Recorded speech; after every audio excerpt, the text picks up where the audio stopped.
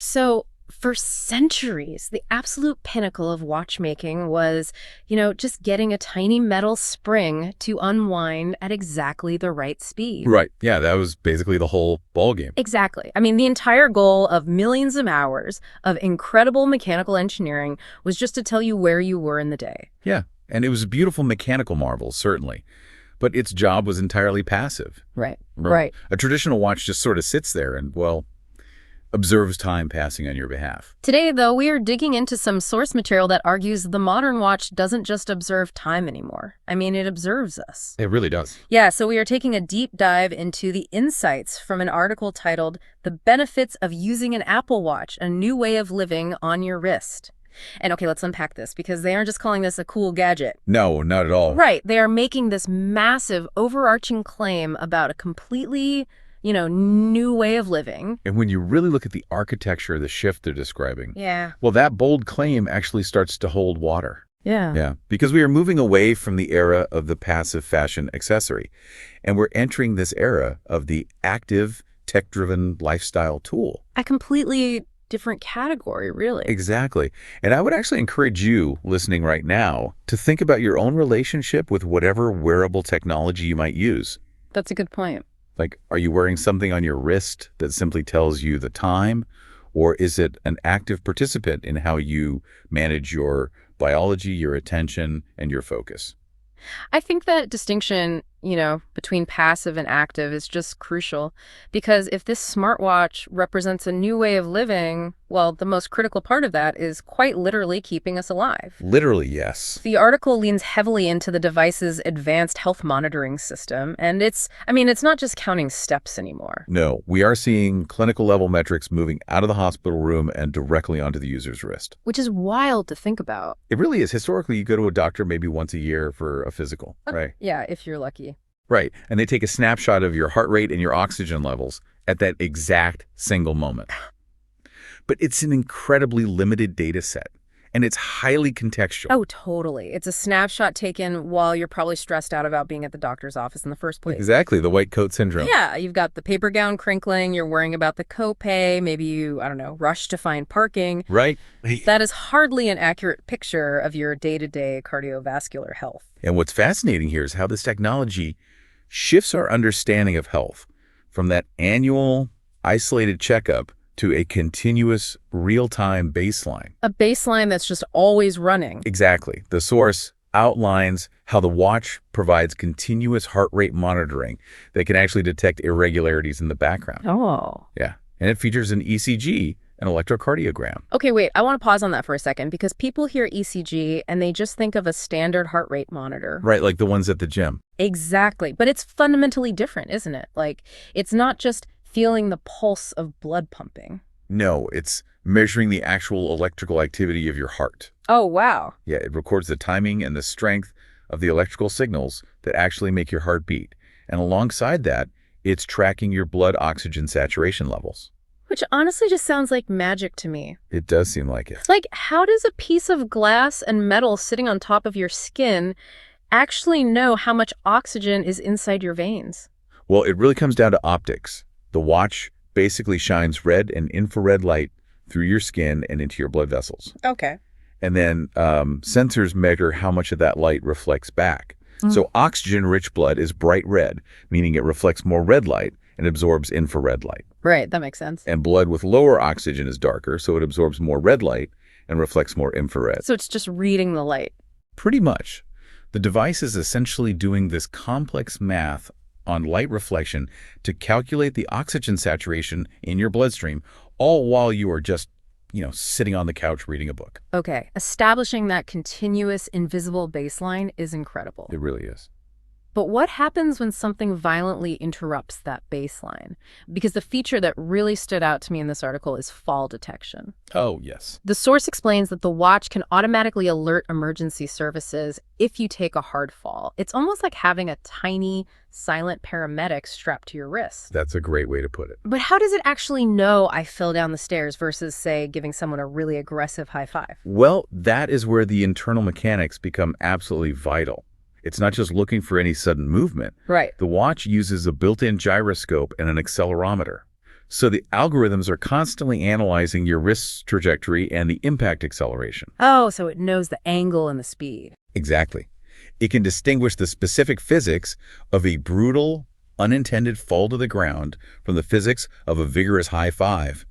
Or, I don't know, chopping onions in the kitchen. That is seriously impressive. And if it detects that specific impact signature and you remain completely motionless afterward, well, then it initiates the emergency protocol. So it basically bridges the gap between a medical emergency occurring and emergency services being notified, even if the user is completely knocked unconscious. Precisely. But, I mean, I have to push back on this whole concept just a bit. Okay, let's hear it. Does having constant access to your ECG and your blood oxygen levels and, a fall detection alarm on your wrist, doesn't that make people hyperfixate on their health? That's a really common concern, yeah. Like, does this actually bring peace of mind, or does it just turn us into a society of hypochondriacs who are constantly staring at our wrists, waiting for a medical catastrophe? Well, this shift from passive to active technology forces us to navigate that exact tension, for sure. However, the logic presented in the source material frames this not as a tool for generating anxiety, but rather as an invisible safety net. An invisible safety net. Yeah, the goal isn't for the user to constantly worry about their heartbeat or their oxygen levels. The goal is that the watch is doing the worrying for them. Ah, I see. So it's offloading the cognitive burden. Precisely. You only get alerted if a dangerous irregularity is actually detected or if a hard fall happens. Okay. So for the vast majority of people, just knowing that background monitoring is happening creates a profound sense of security. You don't have to be on high alert because the device is... Okay, yeah, that makes sense. You don't look at the parachute the whole time you're flying. You just know it's there. Exactly. But keeping you safe in a crisis is one thing. The watch is collecting all this passive health data, but data is completely useless if it doesn't actually change human behavior, right? Oh, absolutely. So how does this device actually get us off the couch? Well, that requires moving from reactive safety features to proactive physical and mental well-being. The watch isn't just a passive measuring tape. It is designed with behavioral psychology in mind to actively motivate the user. Yeah, the source breaks down the activity rings feature, which, keeps a running count of your movement, your exercise, and your standing time throughout the entire day. Right, those famous 3 rings. But I want to dig into why this works, because on the surface, it just looks like a colorful graphic. Why are people so obsessed with closing these little digital circles? It leverages a psychological concept known as the Zeigarnik effect. The Zeigarnik effect. Yeah. Human beings have this natural tendency to remember uncompleted or interrupted tasks far better than completed ones. Oh, interesting. So when we see an incomplete circle on our wrist, it creates a subtle psychological tension. We inherently want resolution. We just want to close the loop. So it's not just like gamifying fitness. It's basically using our own psychology against us, but, for our own good. Yeah. You see that the green exercise ring is only 80% complete, and that unresolved tension literally compels you to take a 20-minute walk around the neighborhood just to finish it off and get the little celebratory animation. Right. It turns abstract fitness goals like, I want to be healthier, into immediate, actionable visual feedback. That is so smart. And the source mentions it pairs this with dedicated workout modes too. So whether you are swimming, cycling, or doing yoga, the device is tracking the specific mechanics of that activity. Now, here's where it gets really interesting for me, though. Okay. The article doesn't stop at physical fitness. It bridges right over into mental well-being. Yes, it does. We're talking about a dedicated mindfulness app, guided breathing exercises, stress tracking, and even the ability to log your daily mood. Which is a huge shift. Usually we treat the gym and our mental well-being as 2 completely different universes. Yeah. What happens when we put them on the exact same screen? Well, historically, separating the mind and the body has done us a major disservice. They're deeply entangled systems. Right, of course. So what this source material points to is the holistic picture that emerges when you put movement tracking and mindfulness features on the exact same interface. So you can actually start to see the crossover between the 2. Exactly. Because knowledge is most valuable when it is understood and applied. Yeah. When you are logging your mood daily and tracking your stress while simultaneously tracking your physical exercise, the invisible patterns of your life finally become visible. Wow, okay. You might notice how a closed exercise ring on Tuesday correlates with a much better mood log on Tuesday night. or how a day where the device noted high physiological stress aligns perfectly with the day you skipped your workout. So it provides the raw data so you can actually understand the causality in your own life. Yes. You aren't just guessing why you feel sluggish or anxious. You have the receipts right there on your wrist. It really gives the user agency over their own habits. So this tiny wrist computer is intricately managing our internal world, like our biological metrics, our physical fitness, our emotional moods. But how does it change how we interact with the external world? Because this leads us directly to the smartphone. Ah, yes. The smartphone. We all know the smartphone is basically the remote control for modern life, but it's also a massive black hole for our attention. It is. And the source highlights the watch's cellular capabilities as a countermeasure to that black hole. Okay. With a cellular model, you can make calls, send messages, or reach out for help in an emergency without your phone anywhere nearby. They specifically point out how incredibly useful this is for running or swimming. Right. But I look at this as something much bigger than just workout convenience. It's the decoupling of connection from the screen. I agree completely. It allows you to be reachable without being available to the digital slot machine of apps on your phone. The digital slot machine, I love that. Yeah, you sever that physical tether to the heavy glass screen, but you still maintain the vital lines of communication. Which is freeing. Very. You can step out into the physical world, go for a walk, or go to the grocery store without the modern anxiety of being totally unreachable in an emergency. The article also emphasizes the saving time aspect, getting notifications, calendar reminders, weather updates, and directions directly on your wrist. Yes, all those little conveniences. The claim is that this reduces the need to constantly pull your phone out of your pocket, making it easier to stay focused. Right. But I have a major critical observation here. Okay, let's examine it. Honestly, isn't putting notifications directly onto our skin just bringing the digital distraction literally closer to us? It sounds like it would, yeah. If my phone buzzing in my pocket is distracting, having a device physically tap my wrist every single time someone emails me seems like it would destroy my focus completely. Intuitively, yeah. It feels like strapping a notification machine to your body would be the ultimate distraction. Yeah. But the dynamic at play is actually quite different. Okay. It's framed in the article as an attention filter, or a triage system.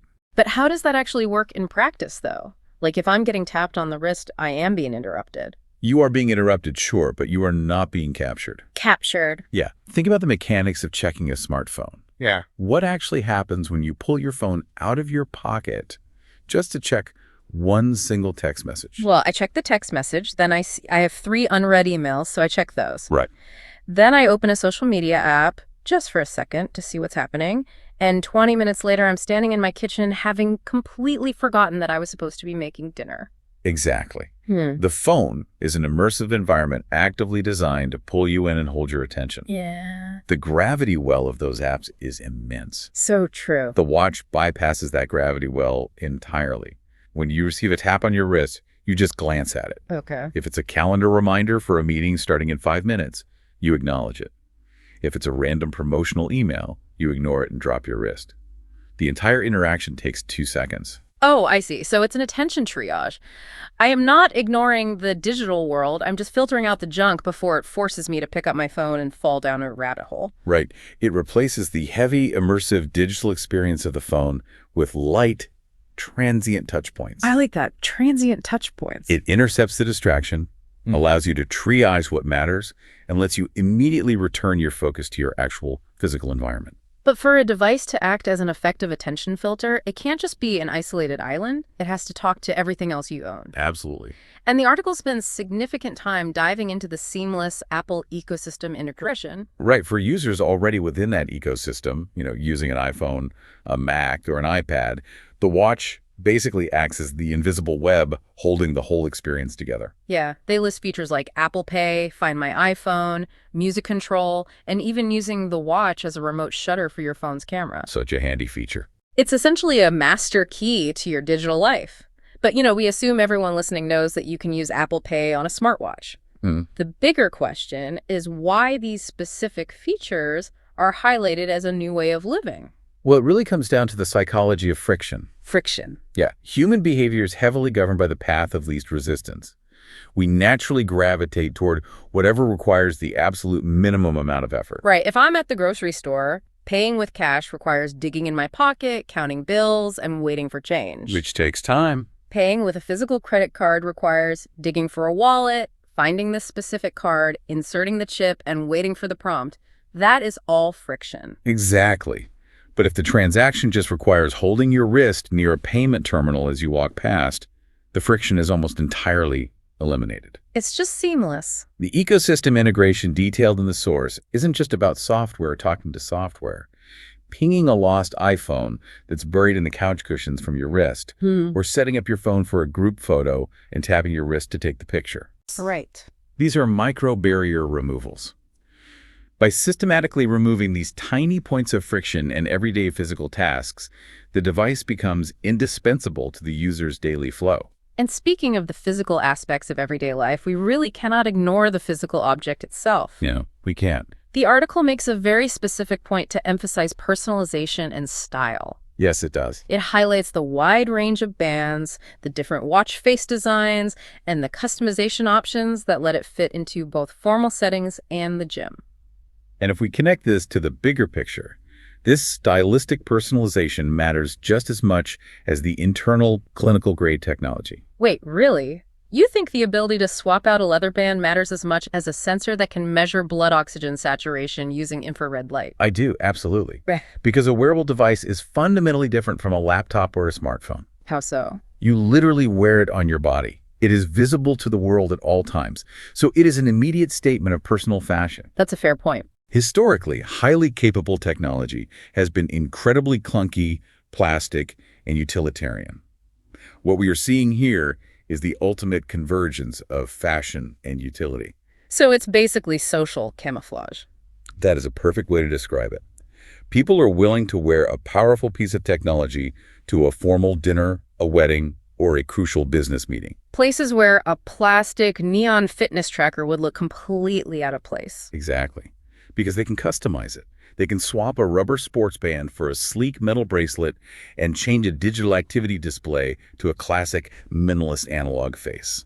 So it adapts to the social context of the user. It looks like a classic, elegant timepiece when you're at a black tie event, but it is still silently tracking your heart rate in the background. Yep. The user never has to take it off. That's brilliant, honestly. The widespread adoption of this technology is largely driven by the fact that it doesn't force the user to compromise their personal style in order to reap all the benefits of the health tracking, the productivity, and the connectivity.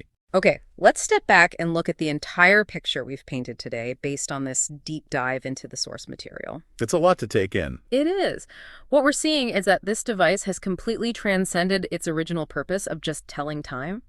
It is a multifaceted tool for continuous health awareness. For physical safety, too, through features like fall detection. Right.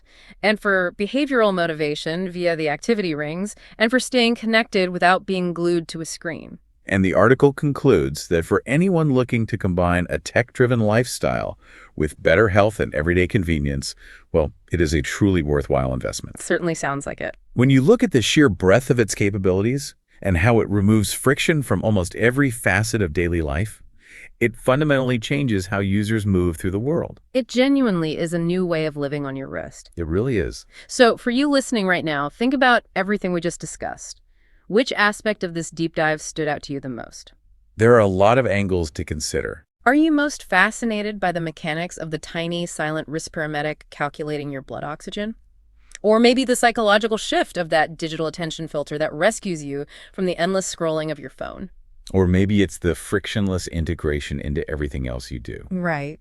This actually raises one final important question, and it's something I want to leave you with to mull over or explore on your own. Oh, I'm intrigued. If our devices now intimately track the invisible rhythms of our electrical heartbeats, the depth and quality of our sleep, and the daily fluctuations of our physical and emotional stress, how might that redefine what it means to truly know ourselves in the future? Wow. That's deep. Could a piece of wearable technology eventually process all of those continuous baselines and know we're getting sick?